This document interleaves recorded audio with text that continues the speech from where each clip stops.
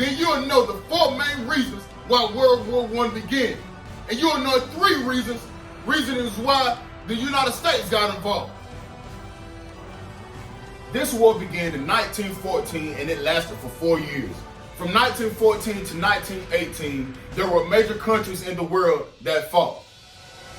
The assassination of the Archduke Franz Ferdinand was the triggering component that started World War I. Woodrow Wilson, President of the United States during this time, declared the U.S. as neutral. There were 4 main causes that started the war. A, militarism, meaning countries built armies so that they could be stronger than the next country. B, alliances. Countries began to form bonds and teams and networks of armies with other countries. C, imperialism. Countries taking over other countries and expanding their power over the other countries so that they could now control their land and resources. And D, nationalism. Extreme pride in one's own country and thinking that your country is better than the next country. The reason that the United States got involved, well, there were 3 reasons. One, that was the sinking of the Lusitania. And guess how this ship sank? Because of German U-boats. Dun, dun, dun. Yeah, German U-boats. These were underwater boats. We also know them as submarines. So this was the second reason that the United States got involved, and that was Germany's usage of underwater boats. Woodrow Wilson continued to keep the United States out of the war, and he actually used the 1916 re-election slogan. He kept us out of war. This is what he used to give him fuel during the re-election season in 1916. While he continued to work toward an end to the war, German U-boats began to indiscriminately attack American and Canadian merchant ships that carried supplies to Germany's enemies in Europe. And the third and final event that caused the United States to enter the war was the Zimmerman Telegram, or also known as the Zimmerman Note. During the war, Germany decided that they would partner with Mexico if the United States were to get involved. So Germany sent a message to Mexico, but the United States intercepted that message. So when the United States saw this message, they decided, you know what, it's time for us to go to war.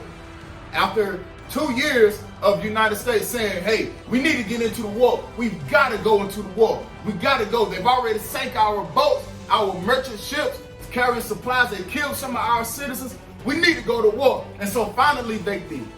There were major efforts being made by citizens that were on the home front, the United States.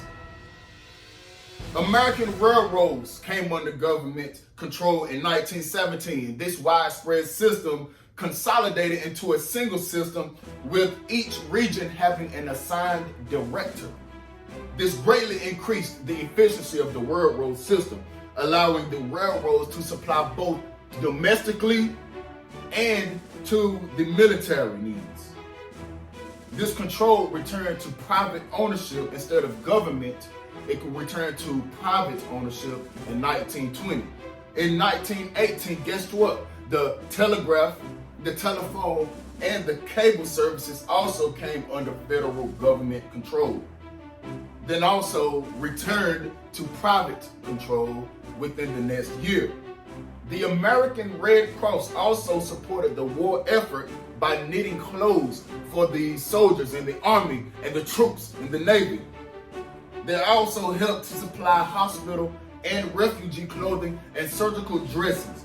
Over 8 million people participated in this effort to support the war of the United States. To generate wartime funds, the United States government sold what we call Liberty bonds. They sold in just 4 issues of these Liberty bonds, $25 billion worth, more than 1/5 of Americans purchased them. After the war, a 5th bond drive was held, but they sold Victory Liberty bonds. And later on, we'll discuss what happened after the war. And we'll discuss President Woodrow Wilson's 14 points and the key results that occurred after World War I, like the Treaty of Versailles.